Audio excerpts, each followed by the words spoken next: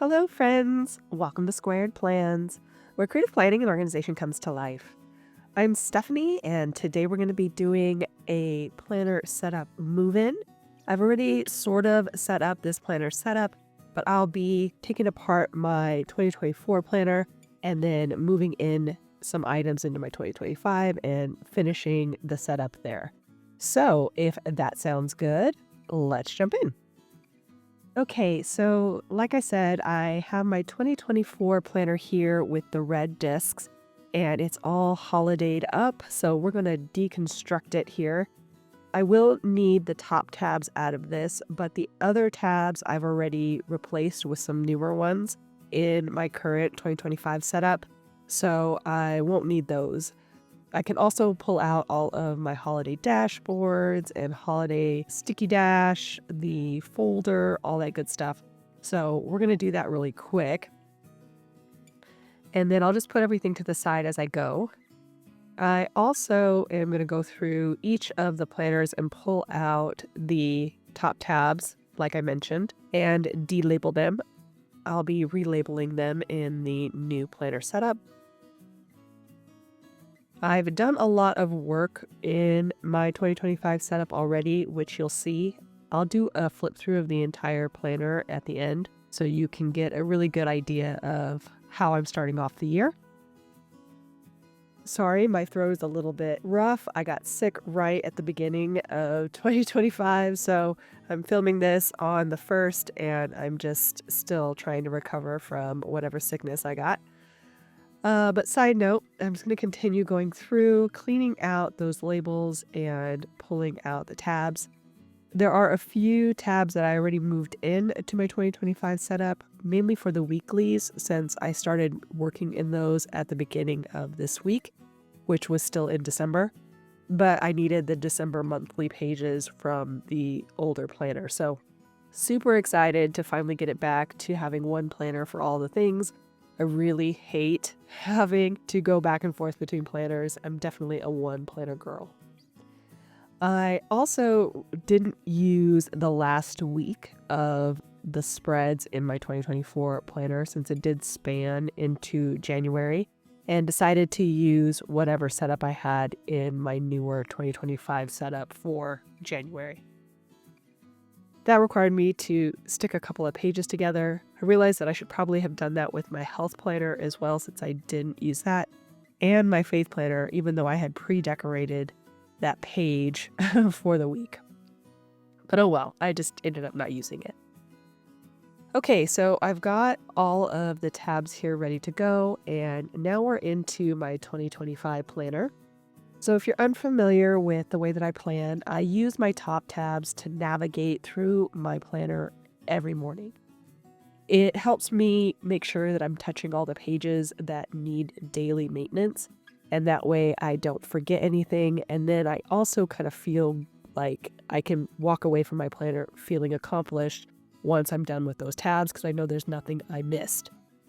There are other sections obviously in my planner, but most of those are more long-term or reference sections, so I don't need them every day.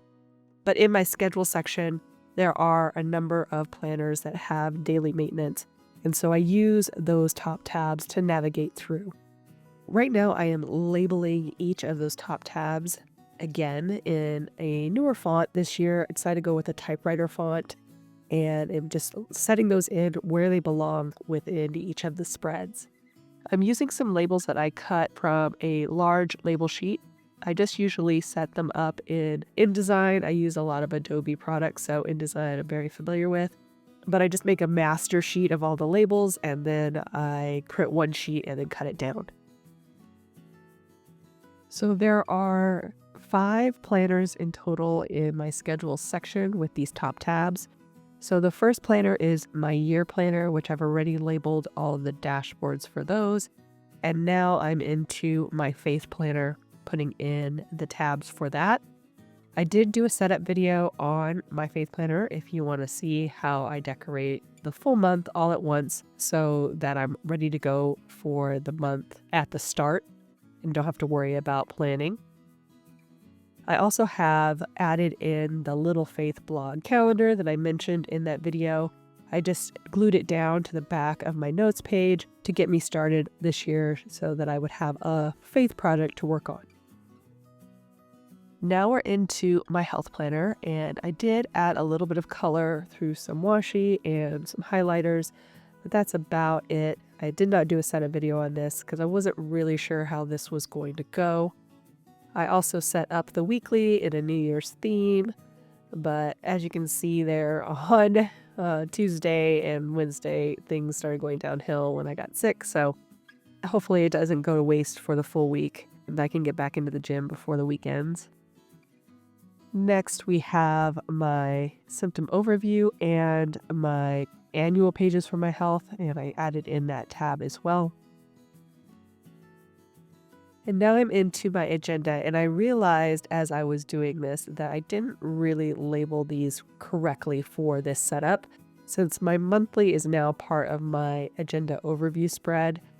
So I have an agenda month label, but really this needs to be my monthly goals tab. So I'm going to redo that label and just set the one I have to the side for now. I mean, who knows? I may go back to a monthly if the single page monthly doesn't work. So I'll have that on hand, but I'll need to reprint the goals setup one for that other missing tab. I also put in the weeklies, and then I also have one for my social, but I've already started filling it out. So I'm just going to put it at the back of the planner for now, so that I don't flash you guys my social calendar. Okay, so I wanted to do one other thing before I did the flip through, which was to migrate over some of the tasks in my inbox into my new setup. It's something that I had meant to do last year and never really did, and I have not reviewed these in a little while, so I'm kind of doing that right now on camera. Reviewing my someday list. This list is a little bit more long term, so I thought I would start there and then just kind of eliminate anything that I'm no longer interested in doing or that is already complete, and then add in the ones that I want to keep.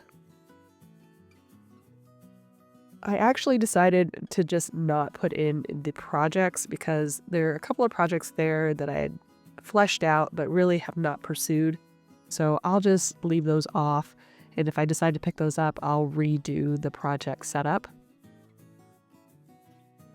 In the next steps area, there are a few items that I could do when I have the time. And so I'm just going to, again, migrate those things over that I think I want to have done. Some of the things are more like annual items that maybe I should do more than once a year or at least once a year. So I'm going to repeat those into the next steps area as a little bit of a reminder to get those things done. For example, backing up my iPhone and my iPad. I'm also now onto the inbox and migrating over a couple of things that I feel like could go already into their new category, either next steps or projects. And then there'll be a few on here that I'll just transfer straight over to the inbox to be sorted at a later time.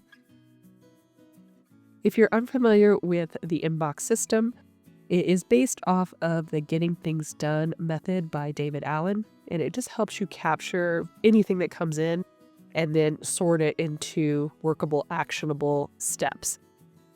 And finally, I decided to remove my pen loop. I just made this for this 2025 planner, but it's not really working out. I think it's just the positioning of the pen loop, so I'm just going to remove it for now and hope that I can get it to work maybe in another planner setup. Okay, you guys, let's do a final flip through of my moved in 2025 planner setup. So I have my DIY cover that I made. I did make a small adjustment to this vellum. I found some matte laminating sheets and decided to try laminating it, and I love it. So it makes it slightly more opaque, but really not much. And I love that it's so much more sturdy. So I've done that. And then I have my cardstock backer. Next, we have the sticky dash that I made a couple years ago with the pocket folder in the back and the pocket in the front there as well, the double pocket. I also have my pen loop, which I ended up scratching up the inside so that it would stick a little better, and it is working well. Also have it with my metal barrel friction pen, which I love. Next, we're into my inbox section, which is the first of the 6 major sections in my planner. And I have a dashboard at the front, along with the inbox insert I just showed you, which is available in my shop if you are interested. And I only print the pages that I need, so just FYI, there are more pages for you to choose from in that insert. Next, we have my goals tab, and in it, I have another dashboard that I DIY'd and my DIY goals annual planner pages, as well as my quarterly pages. So I did do a setup video on this if you want to see how I went about it. But I love doing this DIY version of my goals. It just gets me more interested in interacting with them every, month, quarter, and getting things done. So I did a coffee theme this year and really loved it. Next, we're into my productivity tab. And in it, I have some routines that I made in the past.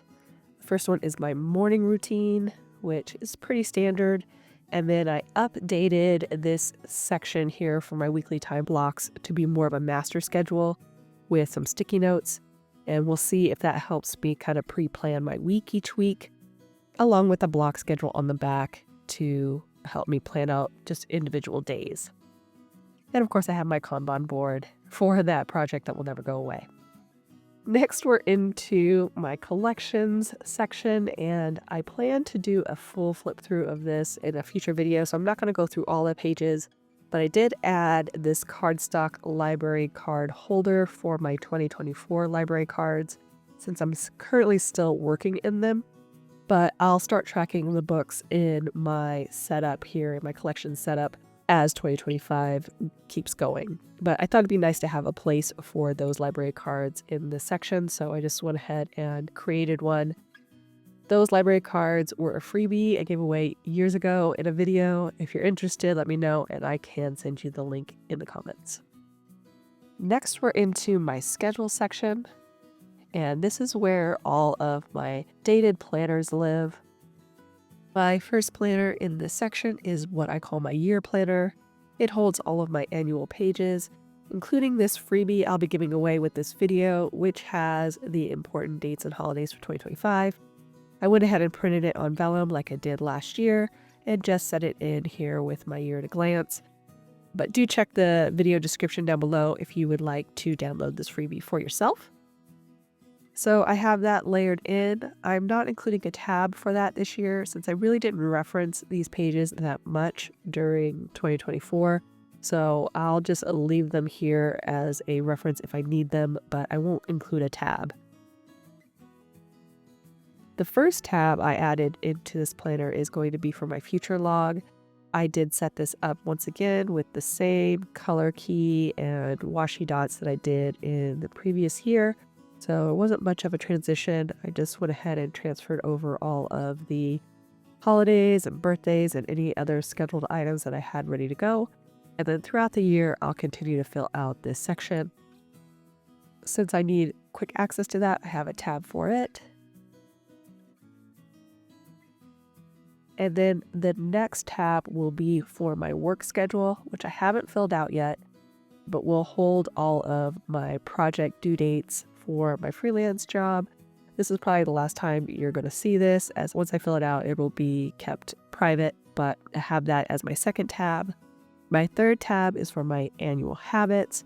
So I do some self-care habits every year using this insert from my shop, and I really loved tracking it. Just kind of keeps me on track with those self-care goals.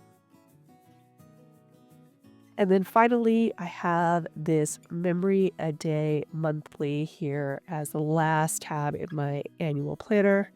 And I've added in my winter bucket list, which I made at the beginning of the season, and have it in this section so that I can put in my memory each day and then reference it for some fun things to do, along with the currently page that I'll be using and filling out as the month progresses. The next planner in this section is my faith planner, And the first tab here is my faith overview spread, which is available as is in my shop. It has some faith-based prompts in there along with a prayer list section. Then we move into my monthly section, and in it I track my daily Bible reading and my application for each of those readings. Then we have the weeklies where I do a Bible lettering of the verse of the day, and I'm using my quadrant layout for that. As I mentioned before, I do set up this entire planner all at once in the beginning of the month, so I do have a video on it if you kind of want to see the setup of this. And lastly, I did add in that little faith blog calendar as my last tab, the faith project tab, that I'll start working through this month for the first time. On the opposite side, I also have my cleaning schedule since I don't have a bookleted page for this setup. So I thought it would be a good place for me to reference it every day and not forget about it since I'm not blocking anything important with having it there. So that's where it will live, and I've set it up for January and cleaned it off to start my spring cleaning schedule on the back, fresh and new for 2025.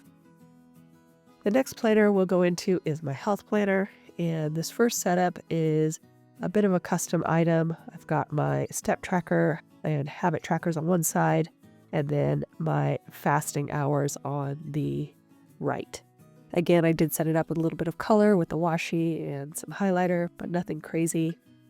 The next tab will be my monthly, which is kind of a new setup for me, and I'm still working out how this was going to look, but I have that tab in there ready to go to reference on a daily basis. And we have my weeklies, which are my lined vertical layout from my shop, and I will be setting those up each week in a different theme. So I have my tab in there so that I can write in my stats and my food log and my workouts each and every day. At the back, we have my symptom overview tracker, which is another custom item this year. I've kind of mixed my meds and supplements with my symptom overview. So I have a tab in there along with my annual health tracking pages. I'll be switching out the health stats that I track monthly with my daily weight check-in once this video is over. And I think I'm going to take a picture and reprint out this DIY item that I made a couple years ago, which is some nice health reminders on how to stay healthy and to lose weight. But for now, I have that DIY page in there, just kind of magnetically bookmarked in, and that's where it will live when I'm all done.